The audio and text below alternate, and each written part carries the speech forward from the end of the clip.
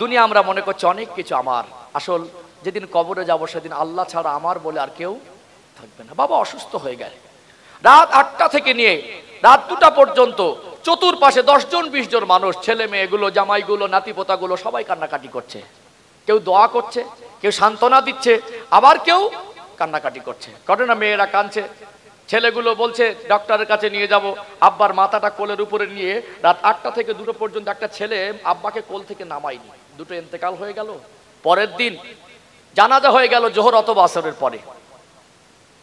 যে বাবা ইন্তেকালের আগে গত রাতে রাত 2টো পর্যন্ত তার চতুর্পাশে 10 জন 15 জন ঘিরে ছিল, সেই বাবা জানাজা হয়ে গেল জোহরের পরে। তারপরের দিন কবরে তার প্রথম রাত, বেঁচে ছিল বলে 20 জন 10 জন তার পাশে ঘিরে রেখেছিল।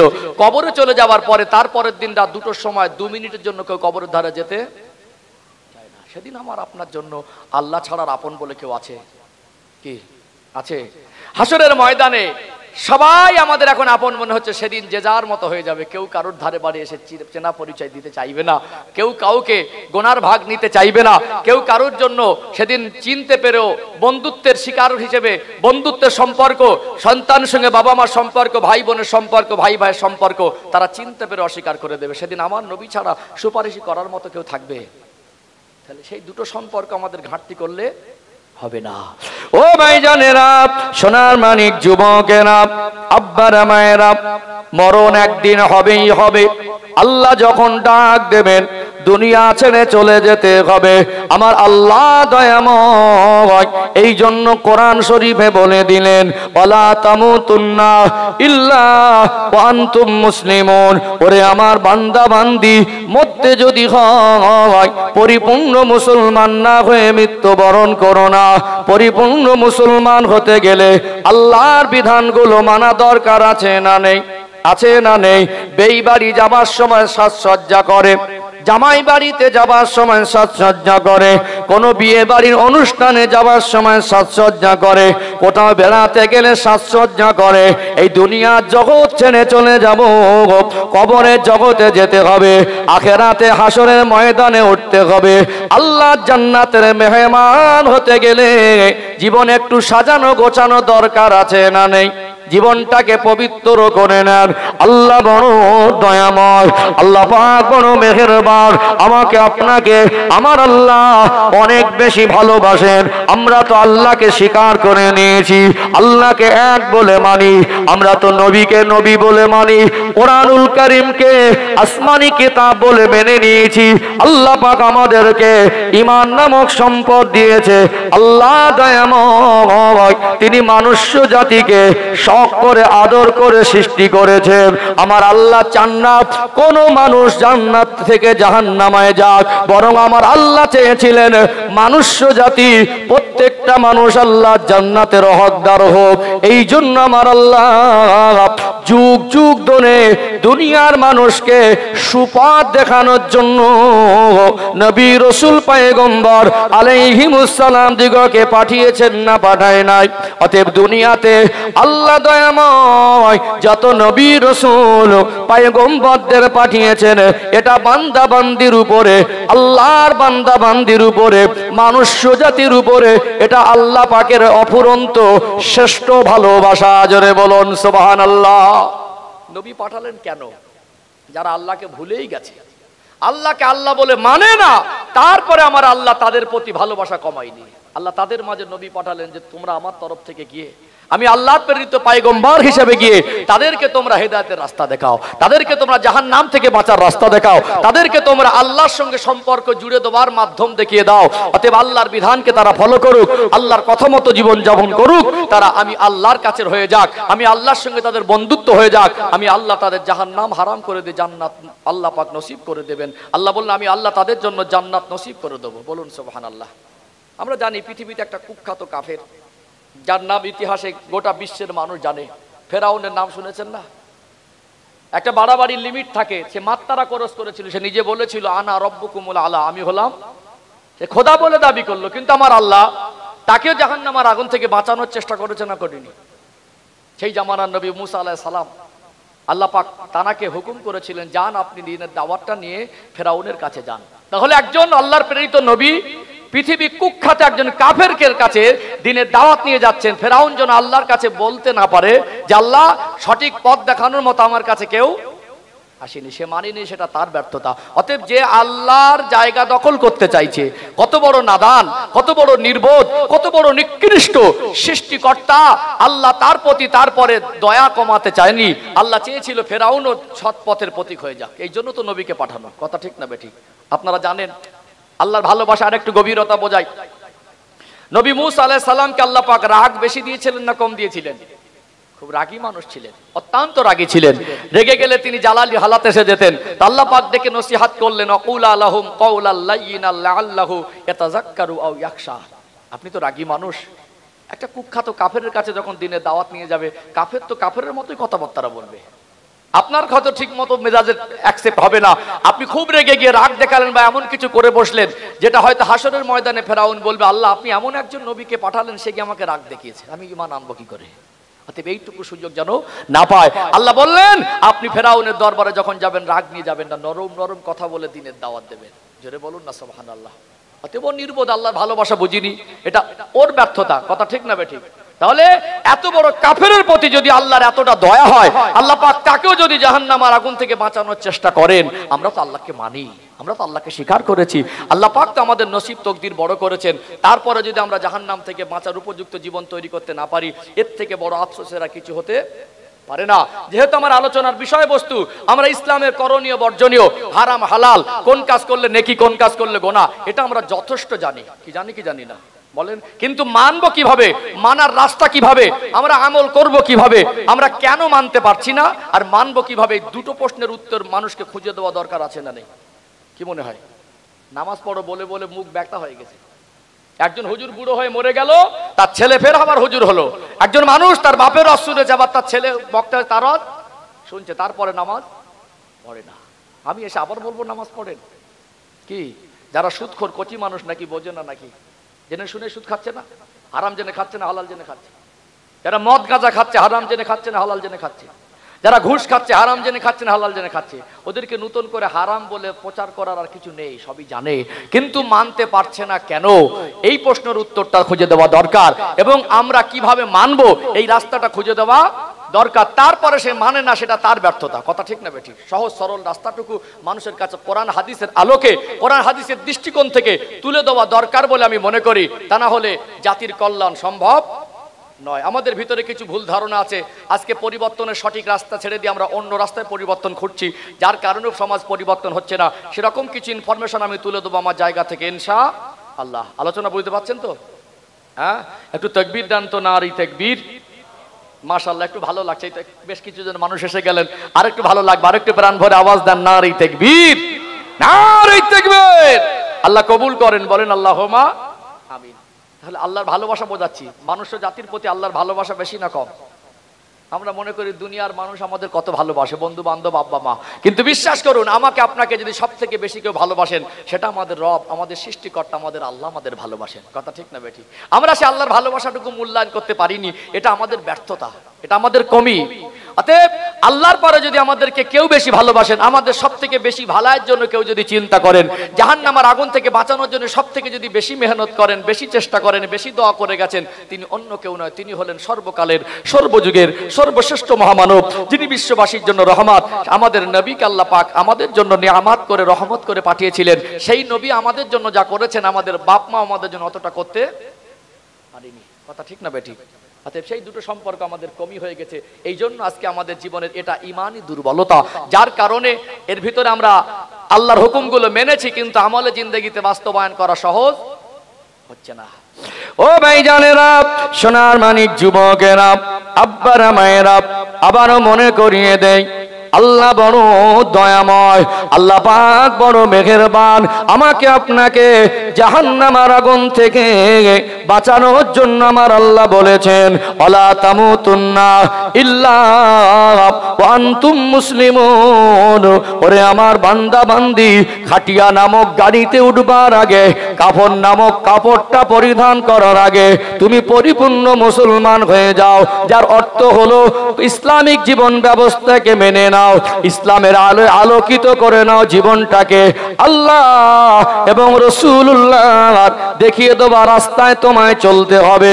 ও ভাইয়েরা, বাবাজিরা, আল্লাহ আমাদের কত ভালোবাসেন। তিনি যদি মনে করতেন মানুষ না বানিয়ে কুকুর আর বাঁদর বানাতে পারতেন, তিনি যদি মনে করতেন মানুষ না বানিয়ে পায়খানার চেম্বারে ছোট ছোট পোকা হয়, নোংরা পানিতে ডুবে যা জীবনটা অতিবাহিত হয়, পায়খানার চেম্বারের পোকা বানাতে পারতেন কি পারতেন না?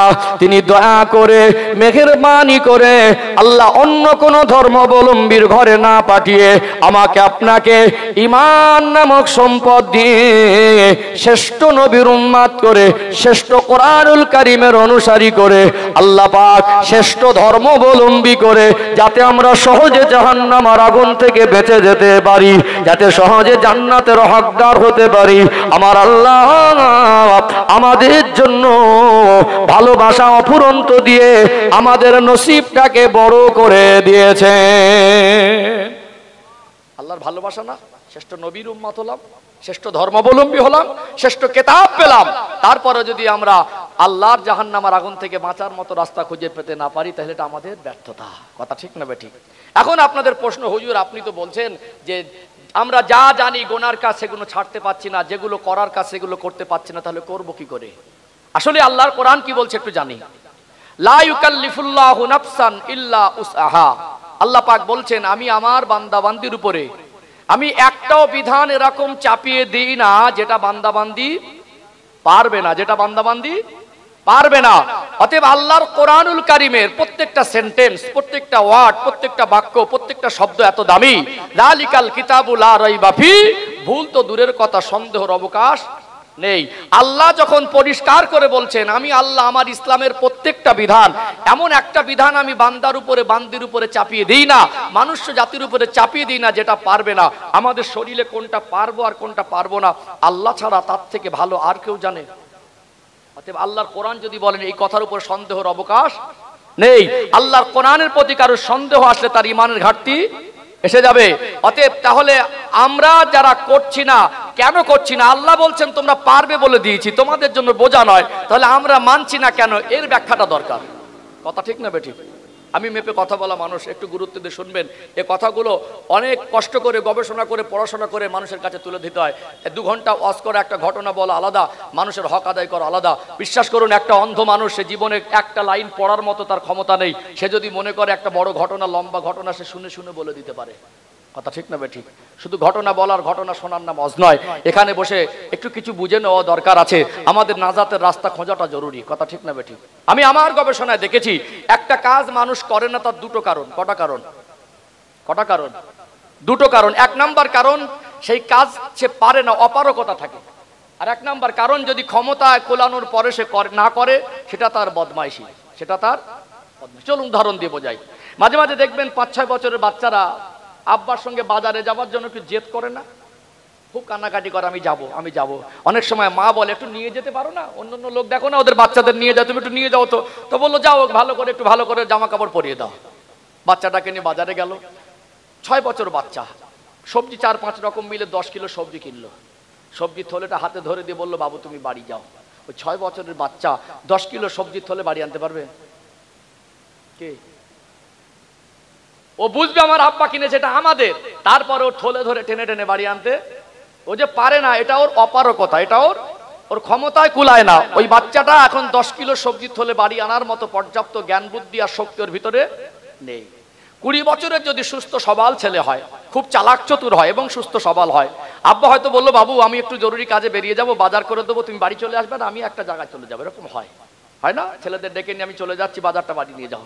20 বছরের ছেলে 10 কিলো সবজি তোলে হাতে ধরিয়ে দিয়ে যদি বলে বাবু এটাকে বাড়ি নিয়ে যাও, ও যদি বলে আমি পারবো না, আব্বা কি বুঝবে?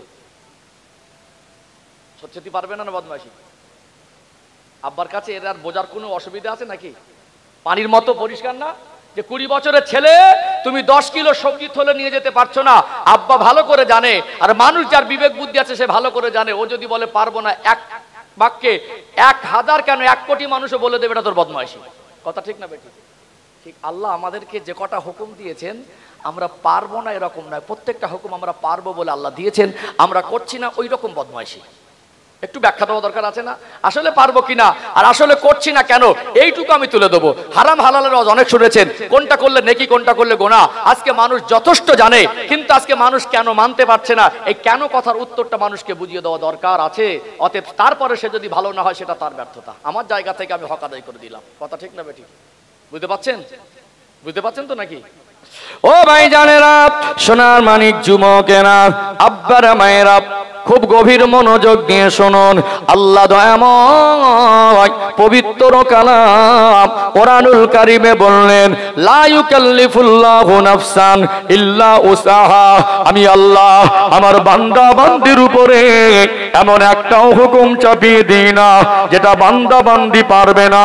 আজ আমরা আল্লাহর বিধানগুলো যেগুলো আমল করছি না, ছেড়ে দিচ্ছি, পারবো না বলে নয়, আল্লাহর কোরআন অনুযায়ী এটা আমাদের বদমাইশি, এটা আমাদের ঈমানি দুর্বলতার কারণ। একটু ব্যাখ্যার প্রয়োজন আছে না নেই? দেখবেন প্রচন্ড গরমে একটা গরিব মানুষ, একটা মা, সে হঠাৎ খবর পেল তার স্বামী অথবা সন্তান হসপিটালে, লোকাল বাসে করে যেতে গেলে 3 থেকে 4 ঘন্টা সময় লাগে। প্রচন্ড গরম, দুপুর বেলা একটা বরকা পরে গোটা শরীরটাকে আবৃত করে লোকাল বাসে করে 3-4 ঘন্টা জার্নি করে এখান থেকে মনে করুন কলকাতায় কোনো বড় হসপিটালে ভর্তি। প্রচন্ড গরমে একটা মা বরকা পরে তার হসপিটালে যেতে দেখা যায় কি যায় না? সংখ্যায় কমে গেলেও আছে, আছে না নেই? দেখবেন অনেক সময় দামি জিনিস কিনলে কাপড়ের মান ভালো হলে, কটনের কাপড় হলে তুলনামূলকভাবে গরম একটু কম লাগে। আজ পলিস্টার টাইপের হয়, কমা দামি হয়, তাতে আরো গরম বেশি হবারই কথা। একদম খুব তীক্ষ্ণ গরম, ওয়েদার খুব মানে টেম্পারেচার এত হাই, অতিরিক্ত গরম হয়, যেটা গত বছরের চৈত্র মাসের দিকে দেখা গেল, নাকি বৈশাখ মাসের দিকে দেখা গেল। অতএব এই প্রচন্ড গরমে একটা মাকে দেখা যায়, এই মাটা বরকা পরে তারপরে লোকাল বাসে করে 3-4 ঘন্টা ধরে যাচ্ছে। তাকে যদি জিজ্ঞাসা করা হয় যে আপনি বরকা পরে যাচ্ছেন, কষ্ট হয় না? সে ক্ষণিকের জন্য বলবে কষ্ট তো হচ্ছে, তারপরে বলবে তার মন বলছে এটা আল্লাহর হুকুম। কার হুকুম? আল্লাহর হুকুম। অতএব এই কষ্টের মধ্যে তার মনের মধ্যে একটা তৃপ্তি থাকে, থাকে কি থাকে না? তার ঈমান যদি নিখুঁত হয়, তার প্রতি আল্লাহর অন্তরে যদি আল্লাহর ভয়ের পরিমাণ বেশি থাকে, আল্লাহ রসুলের প্রতি তার ভক্তি ভালোবাসা বেশি থাকে, অতএব তার কাছে কষ্টের হলেও সেটা মেনে সে তৃপ্তি পায়। কষ্ট করবে আর বলবে যাক আমার আল্লাহ তোমার উপরে খুশি হচ্ছে। এরকম দেখা যায় না? এখন দেখবেন গরমের সময় বরকা পরে একটা মা লোকাল বাসে 4 ঘন্টা পর্যন্ত জার্নি করে, এরকম মানুষ কমে গেলেও আছে, আছে না নেই? আছে। ঠিক দেখবেন বর্তমান সময়ে আমি পার্থক্য বোঝাচ্ছি, ইমানের মানে সংজ্ঞা বোঝাচ্ছি, ইমান কতটা দুর্বল আর কমজোরের মধ্যে পার্থক্যটা বোঝাচ্ছি। এখন যা বিয়ে শাদী হচ্ছে মোটামুটি প্রায় রাতের বেলা অনুষ্ঠান হচ্ছে, মাঝে মাঝে হচ্ছে না? তারপরে দেখবেন এখন বিয়েতে বরযাত্রী হিসাবে শুধু ছেলেরা যাচ্ছে না, মেয়েরা যাচ্ছে।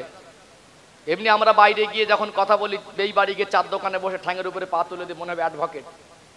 বাইরে ঘাটে যখন কথা বলি মনে হবে ছেলেটা খুব শিক্ষিত, মনে হয় খুব দায়িত্ববান, খুব বুদ্ধিমান, ভীষণ ব্যাপার, এর হাইফাই ব্যাপার, অনেক মনে জ্ঞানী মানুষ। কিন্তু আমরা ইসলামের ক্ষেত্রে দেখা যাচ্ছে আমাদের পরিবারের প্রতি আমাদের কোনো সেরকম ভূমিকা নেই। যখন বরযাত্রী হিসাবে ছেলে মেয়ে যাবে, 4টে বা 5টা গাড়ি বলা হলো, যখন 2টো মেয়ে বাড়তি হয়ে যাচ্ছে, 2জন পুরুষ বলছে আমরা বাড়ি থেকে তোরা যা, ঘটছে না? ঘটে না? ঘটছে না? সেখানে আমাদের কোনো প্রতিবাদ নেই, একটা হারাম জিনিস আমরা সবাই সহযোগিতা করছি। তারপরেও বিয়ে বাড়িতে এখন ঠান্ডার সময় প্রচন্ড বিয়েতে শরীরটাকে ঠান্ডা থেকে বাঁচানোর জন্য যখন মানুষ মোটা পোশাক পরে, চাদর পরে, সোয়েটার পরে, ওড়না পরে এবং জ্যাকেট পরে, যে সময় ঠান্ডা থেকে বাঁচার জন্য মানুষ মোটা পোশাকটা খোঁজে, মোটা পোশাক বাধ্য হয়ে পরে, ঠান্ডার কষ্ট একটা কষ্ট আছে না নেই?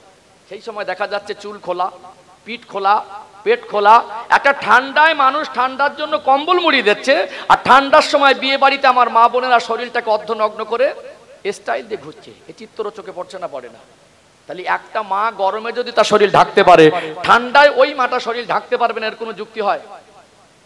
তাহলে 2টো মা তো, দুজনের মধ্যে পার্থক্য কিসের পার্থক্য? ইমানি পার্থক্য না? ও যদি গরমে পারে, ঠান্ডায় যে পারবে না, এ যে শরীরটাকে ঠান্ডার সময় অর্ধনগ্ন করে শরীরটাকে সাজসজ্জা করে বেপর্দায় বেফায়েসের মধ্যে ডুবে গেছে, বেপর্দায় চলাফেরা করেছে, পর্দার বিধানকে সীমা লঙ্ঘন করছে, আসলে কেউ ঠান্ডার সময় শরীরটা ঢাকা ওর জন্য সম্ভব ছিল না অসম্ভব ছিল? গরমেও তো সম্ভব, ঠান্ডায়ও তো আরো বেশি সম্ভব। তারপরে ঠান্ডায় খুলছে না, খুলে দিচ্ছে মানে পারবে না বলে নয়, এটা তার বদমাইশি। লা ইউকাল্লিফুল্লাহু নাফসান ইল্লা উসাহা। অতএব এইবারে বলুন পর্দার বিধান আমাদের সমাজে বাস্তবায়ন কি করে হবে? আমি ধাপে ধাপে আগে বাড়ি আলোচনা, বুঝতে পারছেন? কিছু কথা আছে জানেন, সুর টান দিয়ে বললে মানুষকে সহজে বোঝানো যায় না। কিছু কথা আছে বোঝানো কথা, কিছু কথা আছে সুর টানের জায়গায় সুর টান দিতে হবে। এই কথাগুলো বোঝানো কথা একটু বোঝানো দরকার আছে না নেই? এখন বলুন পর্দার বিধান কি করে পালন হবে? হুজুররা তো বলতে কমই করছে। হয়তো আমি আসলাম একটা জায়গায় গেলাম, কমিটির লোকেরা আমাকে ধরে বললো, হুজুর এখানে একটু পর্দার রসটা ভালো করে করেন তো। হুজুরের মতো ভালো করে করছে।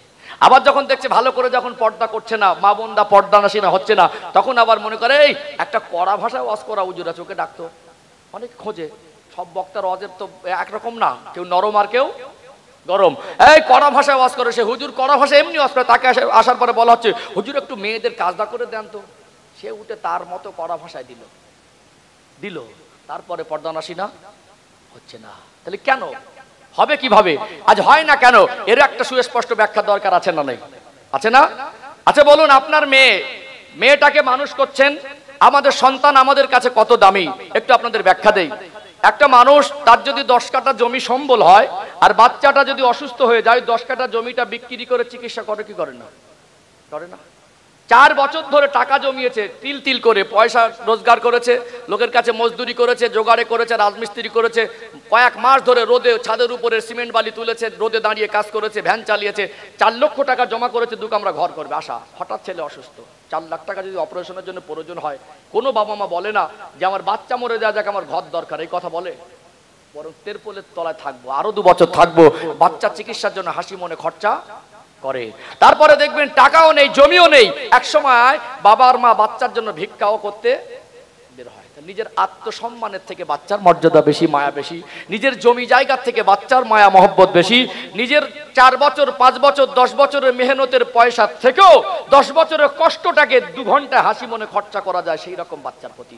অতএব এই বাচ্চাকে আপনি 20 বছর ধরে পর্দা শেখালেন না, পর্দায় মানুষ করলেন না, হুজুরের বাপের ক্ষমতা আছে 2 ঘন্টাকে পর্দা নাশনা করে দিয়ে যাবে? বাবা মা, প্রত্যেকটা বাবা মা যদি দায়িত্ববান হয়, বাবা মা যদি মনে করে আমার মেয়েটাকে আমি পর্দার সঙ্গে মানুষ করব, সম্ভব হবে কি হবে না? 20 বছর হয়ে গেল, মেয়েকে বিবাহ দিতে হবে, কোনোদিন তাকে পর্দার কথা বলিনি, পর্দার হাকিকাত তাকে বোঝানো হয়নি, পর্দা কি জিনিস তাকে শেখানো হয়নি, পর্দার গুরুত্ব, পর্দার ভিত তার মনের মধ্যে তৈরি হয়নি। অতএব এই মেয়েটাকে এখন বিবাহ দিবে, চায়না জামাই খুঁজছে। যদি 50 কিলো, যদি 50 বিঘে জমি থাকে, যদি 5 তলা ঘর থাকে, আর মার্কেটে 10টা দোকান থাকে, ও লাল পানি নীল পানি খেলেও মাঝে মাঝে ওই জামাই চলবে। কি এক ওয়াক্ত যদি নামাজ নাও পড়ে ও জামাই চলবে, কলেমা মুখস্থ যদি নাও থাকে ও জামাই চলবে। তাহলে 20 বছর বাবা মা তাকে পর্দার বিধান শেখালো না, বাবা মার সঙ্গে যতবার বাইরে গেছে প্রকৃতপক্ষে পর্দা কি জিনিস তাকে করালো না, পর্দার কথা বললো না। এখন যে জামাইয়ের সঙ্গে, মানে যে ছেলেটার সঙ্গে বিবাহ দিচ্ছে, ভদ্রলোকের ছেলে বিবি হিসাবে গ্রহণ করার পরে তার দায়িত্ব বেড়ে গেল কি গেল না? এতদিন ছিল বাবা মার দায়িত্ব বেশি, যখনই সে স্ত্রী হিসাবে কবুল করছে তাহলে তার দায়িত্ব, তাহলে তার উচিত ছিল পর্দার সঙ্গে বাড়ি নিয়ে যাওয়া। বরং আনুষ্ঠানিকভাবে বিবাহ দিন থেকে তার স্ত্রীকে লক্ষ্যে দেখানো উদ্বোধন করে দেয়। যদি বলেন কি করে? বাপের বাড়ি থাকলে চুড়িদার আর নাইটি পরলে পিঠ দেখা গেলে পেটটাও দেখা যায় না। বিবাহর দিনে এমন ভাবে সাজসজ্জা করানো হচ্ছে আমাদের মায়েদেরকে, আমাদের মেয়েদেরকে, পেট খালি পিঠ খালি, পাতলা একটা শাড়ি, তার উপরে এত পাতলা একটা লাল ওড়না চাপিয়ে দেওয়া হলো, কোনো রকম ভাবে মানে শরীরটার উপরে ঢাকা আছে কিন্তু ওড়নার ভিতর থেকে শরীরের সবকিছু দেখা যাচ্ছে। কথা ঠিক না বেঠিক? তাহলে আনুষ্ঠানিকতার সঙ্গে সে ভদ্রলোক তার স্ত্রীকে অর্ধনগ্ন করে দিল। এতদিন যে মেয়েটা বাবার বাড়ি মোটামুটি ছিল, কিন্তু বিয়ের দিন থেকে তার শরীরটা আরো এক ধাপ খুলে গেল। 10 বছর দাম্পত্য জীবন পার করলো, কোনোদিন সেও স্ত্রীকে পর্দার কথা বললো না, স্ত্রীকে পর্দার সঙ্গে বার করলো না। বাবা মা 20 বছর ধরে মেয়ের হক আদায় করলো না। হুজুরের বাপের 14 পুরুষের ক্ষমতা নেই, অস্কর ওই মেয়েটাকে পর্দা নাশিনা করে দেবে। কি আপনার মেয়ে বেপর্দায় চলছে, আপনার স্ত্রী বেপর্দায় চলছে, এর জন্য আল্লাহ বক্তাকে দায়ী করবে না, ইমামকে দায়ী করবে না, জলসা কমিটিকে দায়ী করবে না। মানুষের জীবনের পরিবর্তনের ঠিকাদার কোনো বক্তা নয়, জলসা কমিটি নয়, ইমাম নয়। দুনিয়ার কোনো মানুষ সে যদি নিজের থেকে ভালো না হয়, হুজুর এসে তাকে ভালো করতে পারবে না। সে যদি নিজের পরিবর্তন নিজে না হয়, হুজুরের বাপ 14 পুরুষ তাকে ভালো করতে পারবে না। আমি যদি বলি ফালতু কথা বলা মানুষ, আমি দৃষ্টান্ত দিচ্ছি। কোরআন শরীফ খুলবেন, আল্লাহ পাক 25 জন নবী ও রাসূলের নাম কোরআন শরীফে দিয়েছেন। একজন নবী হলেন সাইয়্যিদুনা হযরত নূহ আলাইহিস সালাম। আল্লাহ পাক তাকে দীর্ঘ লম্বা হায়াত দিয়েছিলেন। তিনি শুধু দ্বীনের খেদমত করলেন 950 বছর। কত বছর? কম নাকি? 100 বছর মুরব্বীকে দেখলে মনে হয় আপনি অনেক বয়স পেয়েছেন। 950 বছর দ্বীনের দাওয়াত করলেন, খুব কম মনে হয় নাকি? 950 বছর দ্বীনের খেদমতের ফলে মুসলমানের সংখ্যা 40 অথবা 80 জন। তার 4টে পুত্র সন্তান হাম শাম ইয়াফিস কেনান, 3টে মুসলমান হলো, একটা। তাহলে বাপও যদি চায় সে তার ছেলে যদি ভালো না হয়, একজন বাবা নবী হয়ে তাকে জোর করে ভালো করতে পারে না। আপনি যদি দায়িত্ব পালন না করেন, ওই মেয়েটা আপনাকে আল্লাহর দরবার আসামি করবে, হুজুরকে করবে না, ইমামকে করবে না। আপনি স্বামী, আল্লাহর দরবার আপনাকে আসামি করবে। বাবা মা স্বামীরা যদি দায়িত্ববান না হয়, পৃথিবীর সব থেকে বড় বক্তা, পৃথিবীর সব থেকে ভালো বক্তা, পৃথিবীর সব থেকে দামি বক্তা, পৃথিবীর সব থেকে বড় জলসা দেবেন, পৃথিবীর সব থেকে দামি চালের বিরিয়ানি দেবেন, পর্দা নাসিনা সমাজে বাড়ানো সম্ভব হবে না। বাবা মাকে দায়িত্ব ঘাড়ে উঠে নিতে হবে। আমার মেয়ে আল্লাহ আমার কাছে আমানত দিয়েছেন, আমি দুনিয়ায় মেয়ের বাবা হয়েছি, মেয়েটাকে শরিয়াতের পরিকাঠামোয় মানুষ করা, একটা দিনদার জামাই হিসাবে তার হাতে তুলে দেওয়া। অতএব যে জামাই হবে তা আমার মেয়েটাকে তার হাতে তুলে দেওয়ার পরে সে তার মতো করে দায়িত্ব পালন করবে। অতএব বাবা যদি দায়িত্ব পালন করে, মা যদি দায়িত্ব পালন করে, জামাই যদি দায়িত্ব পালন করে, হুজুরের ওয়াজ করে বলা লাগবে না, পর্দার থেকে ওই মাটাকে বের করানো যাবে না। কথা বাস্তব না বাস্তব? তাহলে পরিবর্তনের রাস্তা এক জায়গায়, আর মলম লাগাচ্ছি ঘা এক জায়গায়, মলম লাগাচ্ছি এক জায়গায়। হাত ভেঙে গেছে ডান হাত, ব্যান্ডেজ করে আনা হচ্ছে বাম হাত, কি পরিবর্তন হবে? একদল মানুষ মনেই করে যে হুজুর দিয়ে ওয়াজ করেই পরিবর্তন করে দেবো।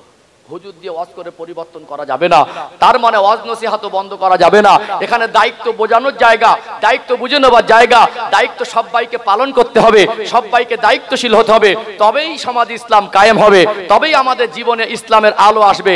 অতএব আমরা যদি কোরআনের কথা শোনানো বন্ধ করে দিই, মানুষের অন্তরটা মুর্দা হয়ে যাবে। কথা ঠিক না বেঠিক? অতএব আল্লাহর কোরআনের কথা, আল্লাহর কথা, রসুলের কথা যখন মানুষের কাছে পৌঁছে দেওয়া হয়, যত খারাপ আর কঠোর মানুষ হোক না কেন, আল্লাহ পাক তার অন্তরটাকে নরম করে দেন। বলুন সুবহানাল্লাহ। এটা তো দায়িত্ব বোঝানোর জায়গা। কথা ঠিক না বেঠিক? আমি আপনাদের গ্রামের প্রত্যেকটা বাচ্চার দায়িত্ব 2 ঘন্টায় পালন করতে পারবো? 2 ঘন্টায় তো একটা মানুষের জীবন পরিবর্তন করে দেওয়া সম্ভব। বরং এখানে দায়িত্ব বুঝিয়ে দেবো, দায়িত্ব পালনে সবাইকে সচেতন হতে হবে, তবেই কিন্তু নামাজি বাড়বে। কথা ঠিক না বেঠিক? আমি যে কথা বলছিলাম, তাহলে মা বোনেরা পর্দা করে না, পারবে না বলে না বদমাইশি? গরমের সময় একটা মা যদি পারে, ঠান্ডার সময় তো পারার কথা, কিন্তু ঠান্ডার সময় শরীর খুলে বিয়ে বাড়ি যাচ্ছে, মানে খুব কষ্টের জন্য পারবে না বলে অপারগতা না বদমাইশি?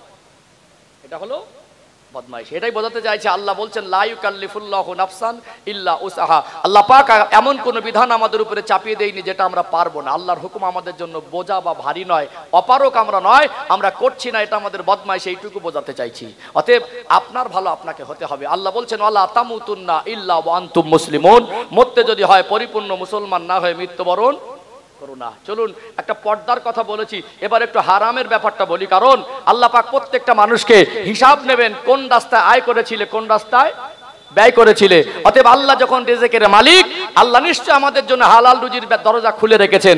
আমরা কেন সে হালাল রুজির দরজা ভুলে গিয়ে আজ হারামের মধ্যে ডুবে আছি, এরও ব্যাখ্যা দেওয়া দরকার আছে না নেই? আসলে হালাল রুজি উপার্জন করা সম্ভব কিনা, হারাম থেকে জীবন পবিত্র রাখা সম্ভব কিনা, আসলে যারা হারামের জিন্দেগিতে ডুবে আছে, হালাল জিনিসটাকে অ্যাভয়েড করছে, তাহলে বুঝতে হবে এরা জ্বালায় পড়ে করছে না বদমাইশি করে করছে। অতএব এরা ভালো হতে পারবে কিনা, কেন ভালো হয় না, এরও একটা ব্যাখ্যা দরকার আছে না নেই? আলোচনা বুঝতে পারছেন তো? আলোচনা মোটামুটি বুঝতে পারছেন তো? চলুন একটা পর্দার বিধানটা ক্লিয়ার করলাম, এবার হারাম হালাল বিষয়টা একটু ক্লিয়ার করি ইনশাআল্লাহ। একবার একটু তাকবীর দেন তো, নারে তাকবীর। মাশাআল্লাহ। মাঝে মাঝে আমি বলি খুব চেঁচানোটা দরকার নেই, একটু ভক্তি দরকার। কি দরকার? আল্লাহর নাম নেব। এমনি অনেক মানুষ 1 সপ্তাহে একবারও আল্লাহ বলে না, এরকম বহু মানুষ আছে। 1 সপ্তাহে 1 ওয়াক্ত নামাজ পড়িনি, 1 সপ্তাহে একবারও উজু করিনি, 1 সপ্তাহে একবারও দরুদ শরীফ পড়িনি। আজকে তো পড়ার জায়গায় বসেছি, আজকে তো পড়নেওয়ালাদের সোহবাতে বসেছি, আজকে এখানে তো আমরা ভালো মন মানসিকতা নিয়ে বসেছি, আজকে আমরা এখানে আল্লাহর ভালোবাসা অন্তরে নিয়ে বসেছি, নবীর ভালোবাসা অন্তরে নিয়ে বসেছি। এখানে অন্তত আমাদের ইমানি জাজবা দরকার, এখানে আল্লাহর প্রতি ভক্তি ভালোবাসা দরকার, এখানে একটু মনের পরিবর্তন দরকার আছে না নেই? আছে না? এতকে ফাঁকি না দিয়ে একটু সবাই ভক্তি ভরে আওয়াজ দেয় নারে তাকবীর। মাশাআল্লাহ। আরেকটু প্রাণ ভরে নারে তাকবীর, নারে তাকবীর। মাশাআল্লাহ। চলুন তাহলে একটু হারাম হালালের ব্যাখ্যাটা দেই। ও ভাই জানেরা, সোনার মানিক যুবকেরা, আব্বারা মায়েরা, আবারও মনে করিয়ে দেই আল্লাহ বড় দয়াময়, আল্লাহ পাক বড় মেহেরবান। আমাকে আপনাকে দুনিয়ায় পাঠিয়েছেন মন মর্জি চলার জন্য নয়, ইচ্ছা মতো চলার জন্য নয়, যা ইচ্ছা তাই করব এই জন্য নয়। আল্লাহ দয়াময় কোরআনুল কারীমের ভিতরে স্পষ্ট করে জানিয়ে দিলেন আল্লাযী খলাকাল মাউতা ওয়াল হায়াতা লিয়াবলুয়াকুম আইয়ুকুম আহসানু আমালা।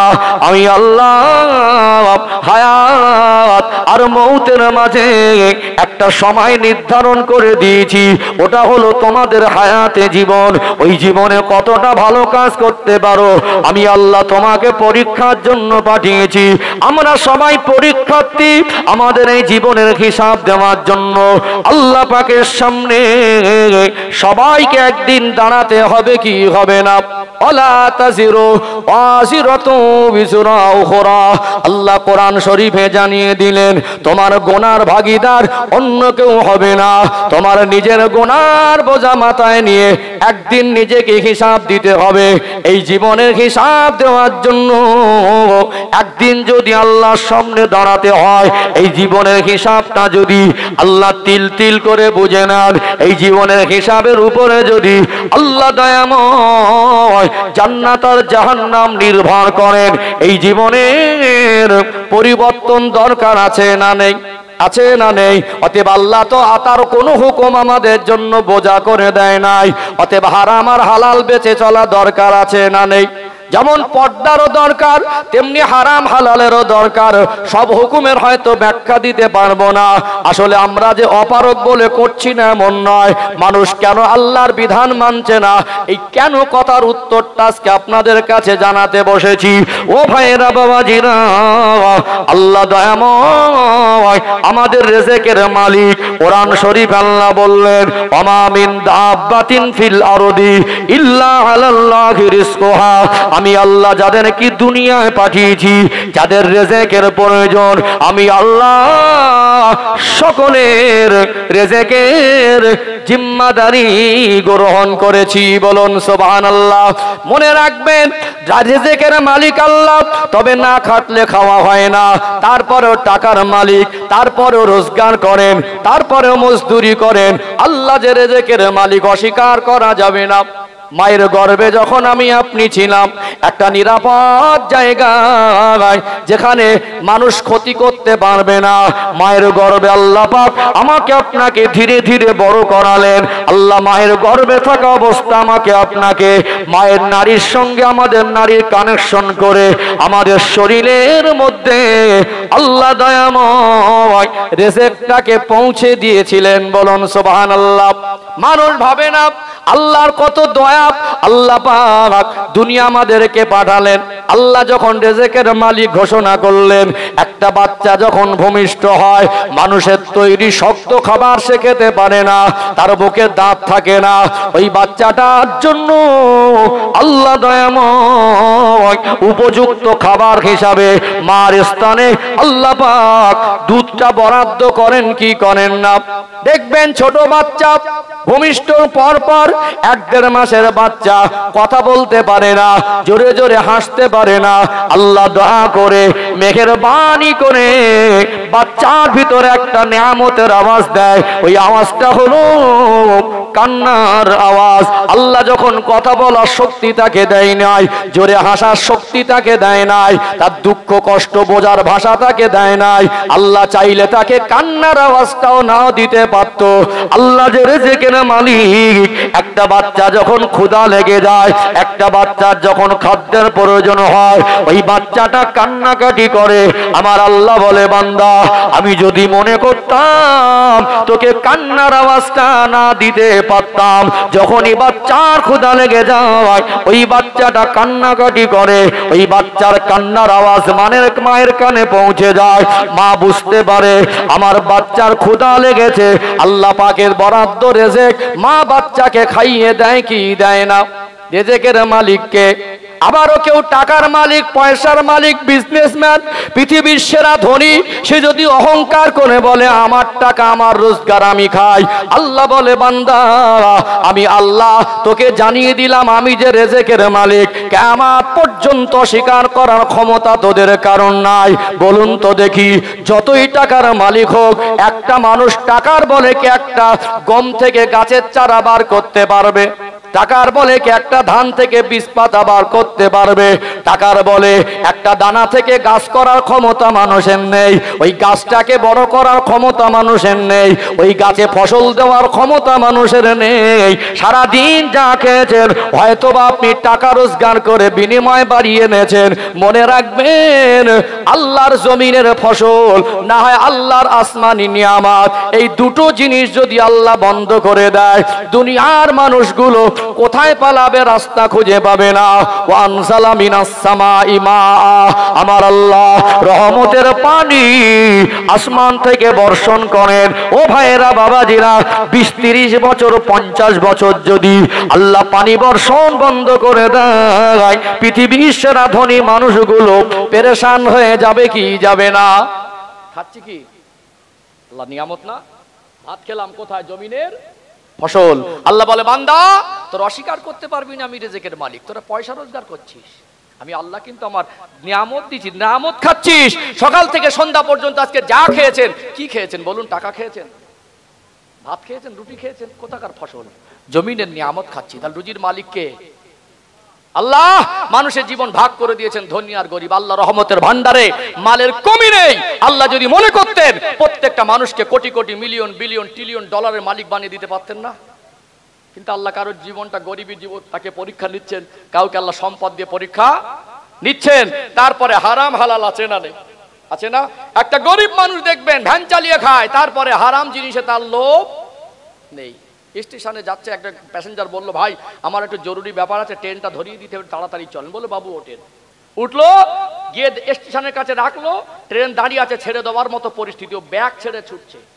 ভ্যানওয়ালাটা ব্যাগের চেনটা টেনে দেখলো 2-4 লক্ষ টাকা হবে।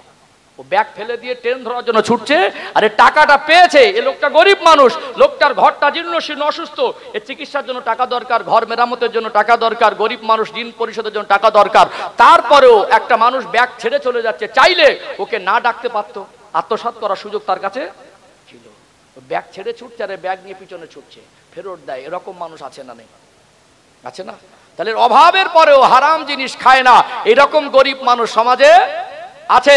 দেখবেন সাংসারিক মানুষ বাজার করি, বাজার ঘাট করতে গিয়ে মাঝে মাঝে কি হয়, একটু হিসাব গুলিয়ে যায়, তাড়াহুড়ো, দোকানদার ব্যস্ত থাকে, হয়তো 50-100 টাকা একটু বেশি দিয়ে দেয়, দেয় না?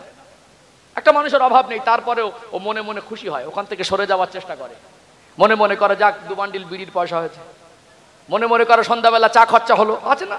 কিন্তু তার অভাব নেই, ওই টাকাটার লোভ সামলাতে পারে না, জানে ওটা ওর জন্য হারাম। কিন্তু একটা গরিব মানুষ, লোকটার অভাব আছে, তারপরে স্বভাব নষ্ট হয়নি। ওই লোকটা কি করে, টাকা হাতে পাওয়ার সাথে সাথে ভাই টাকাতে এত আমি পাবো না, ওটা না ফেরত দেওয়া পর্যন্ত তার মন স্থির হয় না। তাহলে একটা মানুষের অভাব নেই, সে 2 লাখ 4 লাখ টাকা হাতে পেয়ে ফেরত দেয়। একটা মানুষের অভাব থাকার পরে ফেরত দেয়, অভাব থাকার পরে হিসাবে গুলিয়ে গেলে ওই 10 টাকাটা হেঁটে গিয়ে তার পরের হাটেও ফেরত দিয়ে আসে। আর একটা মানুষের অভাব নেই, তারপরেও লোকের কাছ থেকে চেয়ে নেয়, আছে না নেই? আমি রাজনীতির নেতা না, রাজনীতির বক্তব্য আমি করি না, আমার পূর্বের বক্তব্যে পাবেন না, বর্তমানে পাবেন না, ভবিষ্যতে পাবেন না। তারপরে আমি বলি, আমার কথা কেউ নেগেটিভ নেবেন না, কেউ গায়ে পেতে নেবেন না।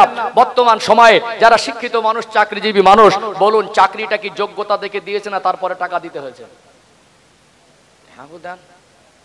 যারা খেয়েছে চুনোপুটি না ধাড়ি, যারা খেয়েছে তাদের কি খুব অভাবে খেয়েছে বলে মনে হয়? না স্বভাবে খেয়েছে? আজকে অনেক জায়গায় দেখবেন বিচার ব্যবস্থার মধ্যেও দুর্নীতি ঢুকে গেছে। সবাই না, সবাইকে এক পাল্লায় তুলবো না। যার টাকা আছে, টাকার বিনিময়ে বিচারের সাজাটা হালকা হয়ে যাচ্ছে। গ্রাম্য বিচারে দিল 10,000 খরচ করে, কি দিল বিচারকের কাছে 20,000 গুছিয়ে, অনেক সময় বিচারটাকে হালকা করে করে দেয়। হচ্ছে না? হয় না? হচ্ছে না?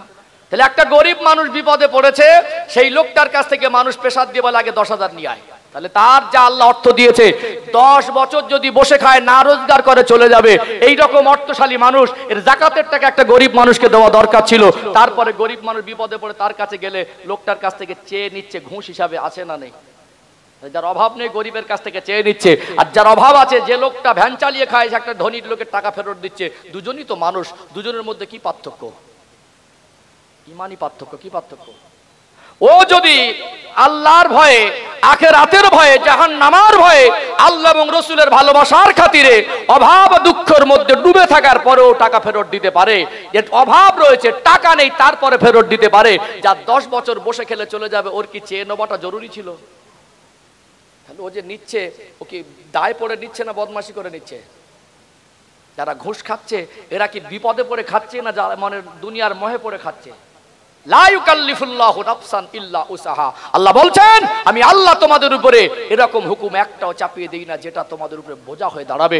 তোমরা কোনটা পারবে আর কোনটা পারবে না আমি আল্লাহর থেকে ভালো কেউ জানে না, কারণ আল্লাহ আমাদের সৃষ্টিকর্তা। আমরা কোন কাজ পারবো আর পারবো না সেটা আল্লাহর থেকে ভালো আর কেউ জানে না। তাহলে যারা ঘুষ খাচ্ছে এরা কি পারবে না বলে দায় পড়ে খাচ্ছে, বিপদে পড়ে খাচ্ছে না স্বভাবে খাচ্ছে? তারপরে যদি আল্লাহ ওকে জাহান্নামায় দেয়, ওকে যদি হিসাব নেয় তিল তিল করে, ওটা আল্লাহ কি চাইনি ওকে জাহান্নাম থেকে বাঁচানোর?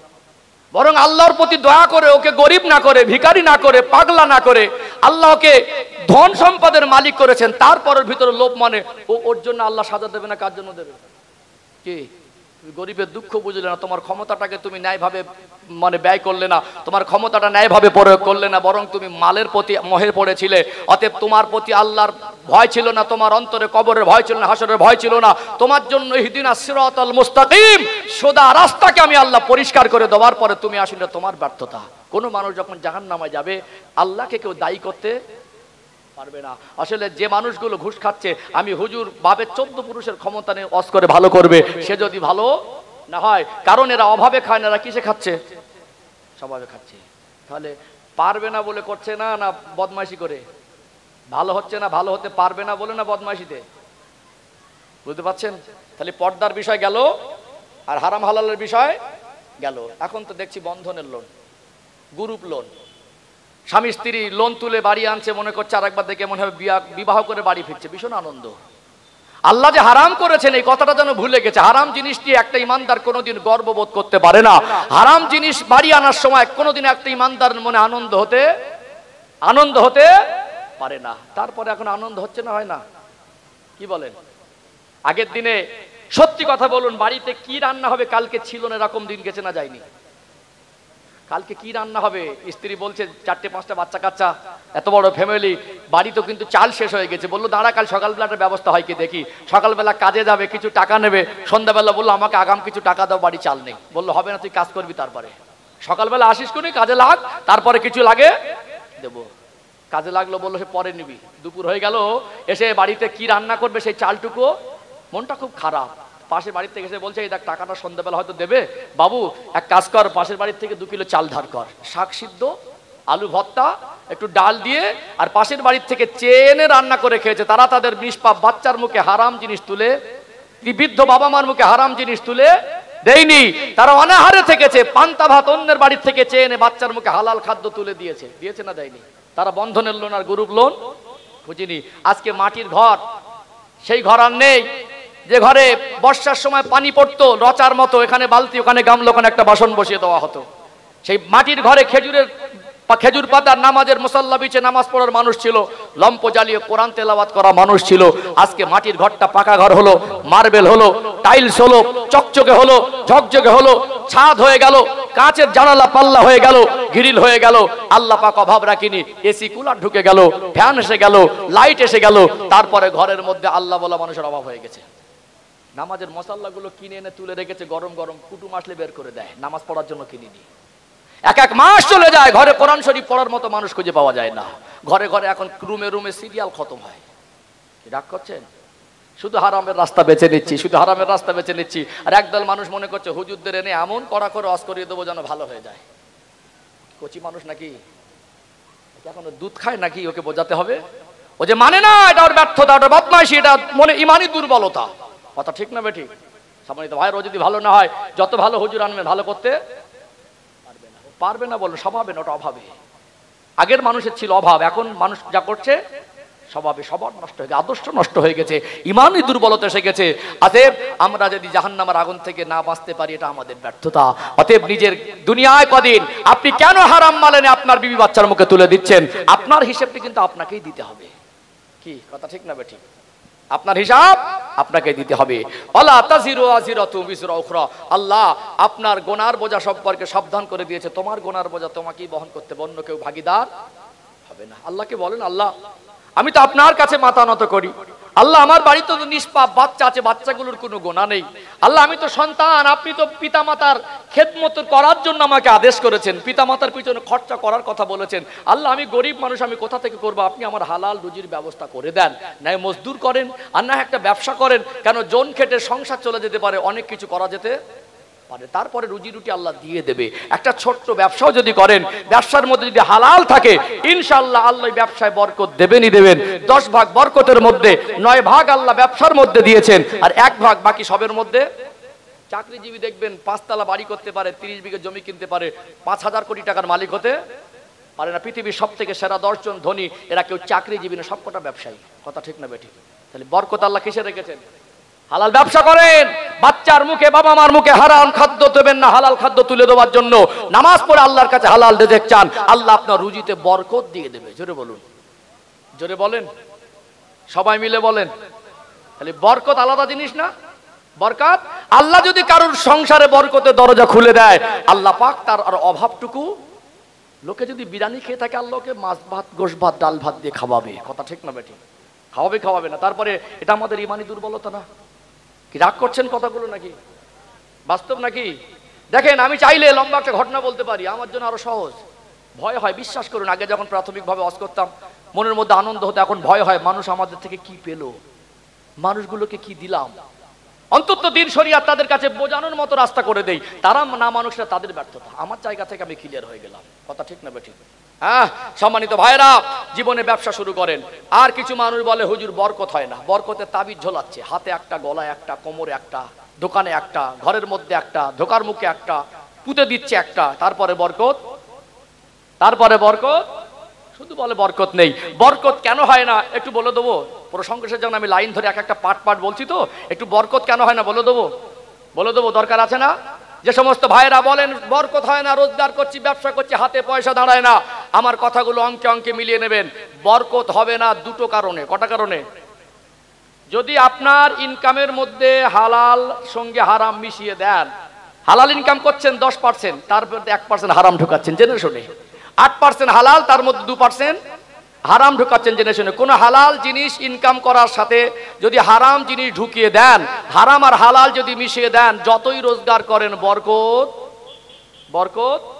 পাবেন না। যারা বলছেন বরকত হয় না, ত্রুটি খোঁজেন, দেখবেন কোথাও না কোথাও আপনার হারাম হালাল পাইল হয়ে যাচ্ছে। 1 নাম্বার গেল। 2 নাম্বার, তারপরে বলবেন হুজুর আমি হালাল রুজি ইনকাম করছি, আমার রুজিতে কোনো খুঁত নেই, তারপরে বরকত পাই না। তাহলে আমি বলবো আপনি খরচাটা হয়তো কোথাও হারাম জায়গায় করছেন। কে হারাম জায়গায় করছে?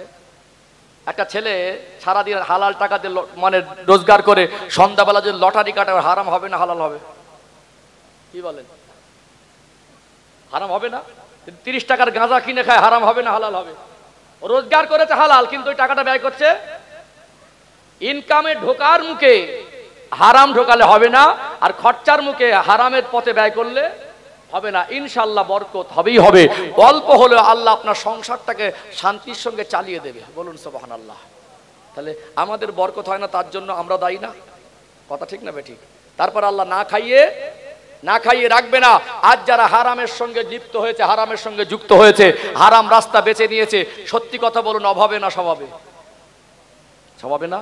তাহলে আল্লাহ আমাদের ভালোবাসেন, এই জন্য বলছেন ওয়ালা তামুতুন্না ইল্লা ওয়া আনতুম মুসলিমুন। মরতে যদি হয় পরিপূর্ণ মুসলমান না হয়ে মৃত্যুবরণ করো না। বোঝা গেল? ক্লিয়ার হলো? পর্দার কথা বলেছি আর হারাম হালালের কথা বলেছি। যেহেতু আজকে বলছি আমরা আল্লাহর হুকুম যেগুলো জানি মানতে পারছি না, কেন কথার উত্তরগুলো খুঁজে দিচ্ছি তো নাকি? খুঁজে দিচ্ছি না? একটু আমি নামাজের কথাটা বলি। কেন? ঈমানদারের প্রথম কাজ হলো নামাজ পড়া। কবরে প্রথম হিসাব হবে নামাজ, হাসরের ময়দানে প্রথম হিসাব হবে নামাজের। কেউ যদি নামাজে পাশ করে, বাকিটাগুলো তার আল্লাহ পাক সহজে পাশ করিয়ে দেবে। কেউ যদি নামাজে ধরা পড়ে যায়, বাকিগুলো ধরে পড়ে যাওয়ার আশঙ্কা 100% থেকে যাবে। অতএব নামাজি কি করে হব? নামাজি কেন বাড়ছে না?